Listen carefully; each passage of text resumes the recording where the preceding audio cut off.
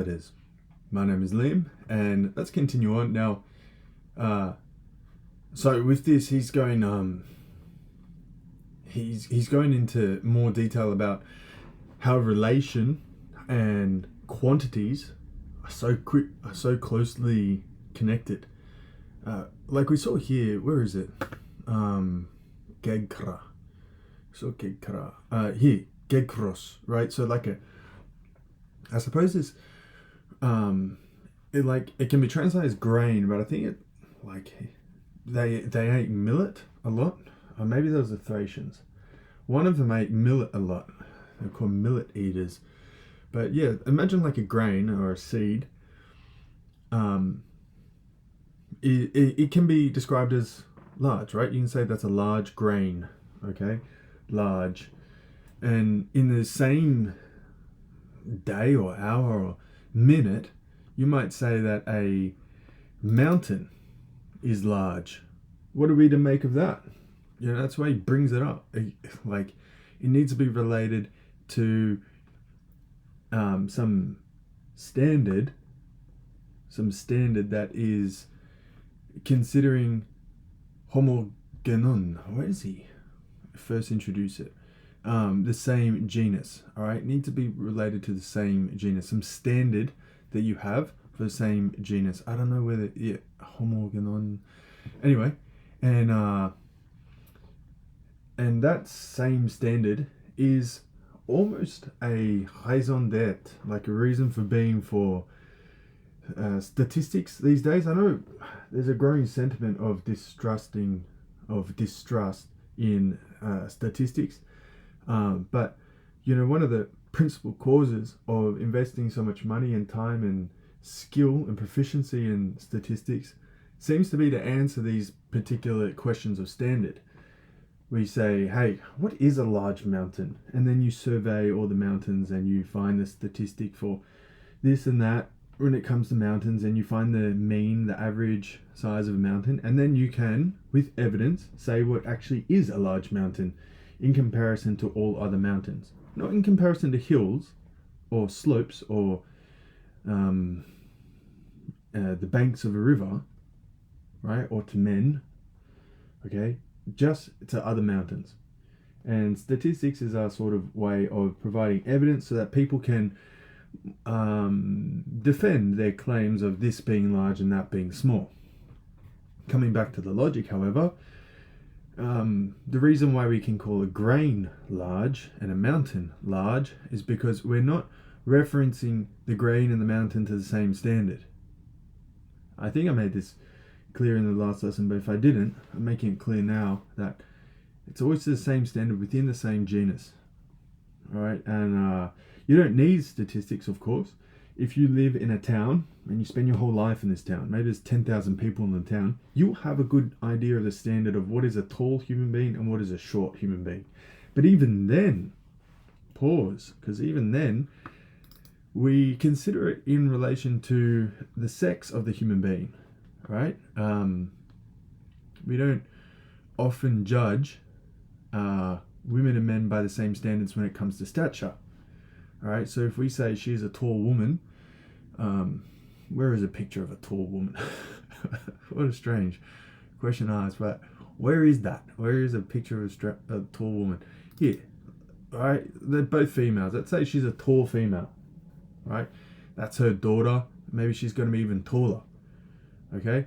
For an unhappy looking chicken, if she's going to be even taller. Let's say she's 6 foot tall in her village. She's the tallest woman in her village, right? All the other women are like 5'5", okay, and she's going to be 6'1" when she's fully grown. They're going to be the tallest women in the village, okay, but they go to another village and there's a woman who's 6'2". They're not the tallest anymore, and people can look at them without knowing who they are, just knowing that they're a primary substance and they're probably your name and what, so on and so forth, and they can say that is a tall woman. Why? Because they have a standard for the size of woman. They don't need statistics. They have experience to go from, and if they experience that women are usually up to their shoulders in height, then they go, that's the average height for a woman. and so on and so forth. Okay, so that's pretty clear, that's pretty obvious, but it just goes to clarify the rule that we're learning here in the textbook, or the text itself. And same with mountains. Okay, if you come across many mountains, you'll start to get a feel for what is a large mountain, what is a small mountain. Same with everything else. All right, experience will tell you, experience will help you form a more and more precise and robust and reliable standard for magnitude and quantity for each type of thing. So let's continue on. I think we're about here. Kun prosheteron he anaphora. Epai ge kath auto micron e mega allegato. Yeah, we've covered this. Ukan potato men horos micron allegato. So small mountain can be said as a small hey de kekros megale. So yeah, here, look, he even articulates it. So this is why we can say, like, there is a small mountain and there is a large grain. What are we saying, that the grain is larger than the mountain? Of course not. Are we saying the mountain is smaller than the grain? Of course not. Okay, because we're not comparing those two when we're saying this is large and that is small. And ethics knocks on the door at this point and says, what does this mean for people's problems? And that's an interesting point, because problems aren't all of the same kind, are they? Or the same type. There are financial problems, marital problems, physical problems, mental problems, spiritual problems. And you might form a hierarchy of what's the most important. Someone might say the spiritual is most important, because if they believe there's no afterlife, no final judgment, then that's a serious problem, because that might lead to psychotic behavior. And another person says, no. Financial problems are the worst, because poverty, so on and so forth, is bad for you in these ways. And people can have an ethics conversation, but we're just treating logic at the moment. And we can see how it applies to it, but we're going to stay in our lane and continue on. Palin en men te come famen polus anthropus anai. So again, palin means again. En mente homei famen polus anthropus ainai. So in a village, in a settlement, in a small town, we say famen polus anthropus ainai. There are many people. So you go to a village, and in this village, do I have a picture of a village? You go, wow, there's lots of people in this village. I don't think I have a painting of a village, but you can imagine that for yourself.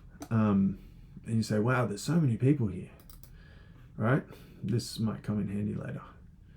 And then he says, en de Athenais de oligus.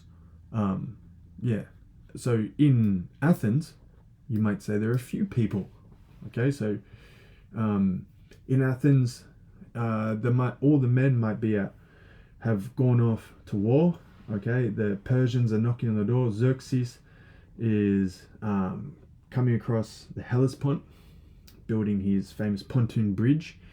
And all the men have gathered their weapons. They're now hoplites, right? They're armed, and they go off together. And in Athens, there's few people left. And as they pass through a village, they might say, hey, look, there's lots of people in this village. And that's fair, because if you compare villages to villages, this village might actually have a lot of people. It might have like 800 people packed into a few homes and a few barns and farms, and it all just seems very lively. And other villages might have 400 people. Okay, but even Athens at that time, before the men gone off to war, with just the elderly, the women, the children, the sick, the lame, or people performing other offices, can still outnumber the village. So you go here, polapalousios, quite a rare word in Greek, polapalousios, autonontas, right? But many times of the people in the village is in Athens. Polapalousios autonontas, right? Athens still has thousands of people in it, despite feeling deserted, and despite having few in relative amount to all cities considered, still many times the amount in a village. Okay, but a village and a city is not the same thing, so they aren't compared to the same standard. Kaen mente oikia polus. So in a home, we can say that there are many. Endetoi theatroi oligus. Right? Even if you don't know Greek, I bet you know this word, theatroi, theater. All right, so in a home, we can say there are heaps of people in this home. You go into a home, there's a party, and it's packed and it's just so noisy, and there's many people, and it's laughter and the sound of people eating and cheersing and all these things. But really, there's only about 40 of them, and you go into a theater and there's maybe 200 people in there, plenty of empty space, and all these like quietness pervading it, and you say that there are a few, but still the theater has many more. But a theater and a home are of two different kinds, so they're not held to the same standard. Thus we can say a theater truly does have a few in relation to the standard of theaters in general, and this home does have a lot in relation to the standard of homes in general. Poloi plaius ontasso. The theater has much more. Etitomen dipeku kai tripeku kai hakastonton toyuton poson semainai. Right, so you might remember these two quantities from the last lesson, I believe. 2 cubits, 3 cubits. I think, wasn't Goliath like, I can't remember how tall Goliath was, but I feel like he was 3 cubits or 6, I don't know. Kai hekastonton toyuton poson sema. So these things represent quantities, right?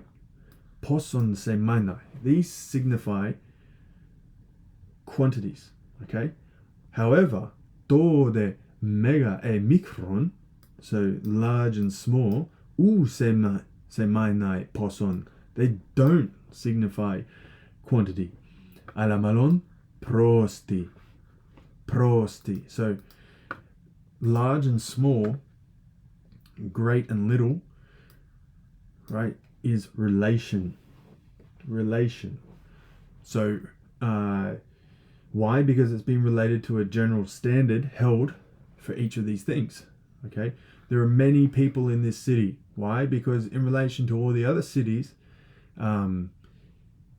these have a larger quantity of people in it, larger quantity of wealth and opulence and possibilities and all these things, right? It just has more in quantities. Okay, maybe there's 100,000 people in this city, right, stretching all the way over there, and this utopia almost.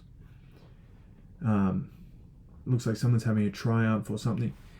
And in other cities in general, the standard is that the average city has 50,000 people, okay, or 30,000 people, and the smaller cities have 20,000. The largest cities have 70,000. This one has 100,000, right? So compared to a standard, all right. So yeah, I hope that is clear enough.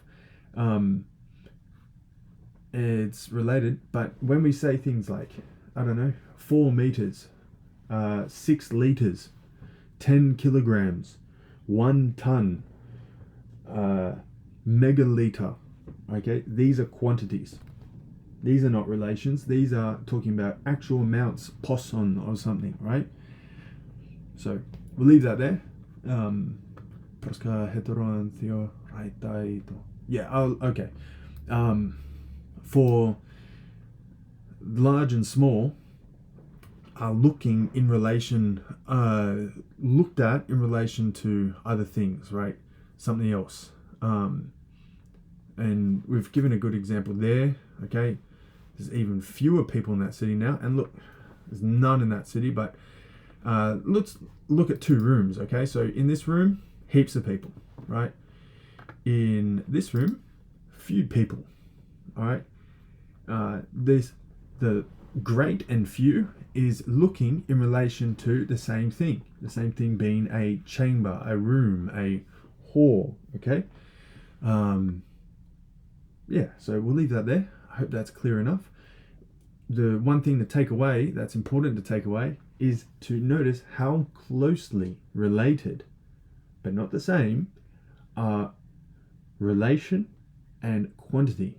We've already seen how quantity is so related to, so closely related to other things, and we're just seeing more and more examples of it. It's like right in the mix. It's in the mix. It's in the middle. It's got its finger in every pie. It's at the center of so much, and it's got something related to substance. What was that thing related to substance? It was that there is no contrary to it. So there can be contraries to things like great and small, large and small, but there are no contraries to things like 2 cubits, 3 cubits, a liter, 10 kilograms, a megaliter, a ton, a terabyte. Okay, so these things are quantities. All right. Thank you so much for your time. Hope you've enjoyed. Hope you enjoy this as much as I do. If you don't, that's all right. If you're studying this for some particular purpose, maybe you're just trying to do self-improvement and you find that there is some resistance, because you're like, God, I have to concentrate. I have to really focus on this. That's good. That's good for you. Pays dividends. You should be proud of yourself for doing any sort of activity like this. Or maybe perhaps you study a language in your spare time, or music, or some form of art like sculpting or painting, and you should be proud of yourself for that. You should pat yourself on the back for that, because that's a virtuous action, and the more virtue you can fill your life with, the better your life is. Virtue is freedom, right? Virtus libertas. So the more virtue you have in your life, the freer you are. Okay, and you should be proud of that. If no one's told you, hey, good job for that, I'm telling you now. So hope you enjoy the rest of your day or whatever you're doing. And as always, si semper fortis and opere tuo. My name is Liam, and I'll see you next time.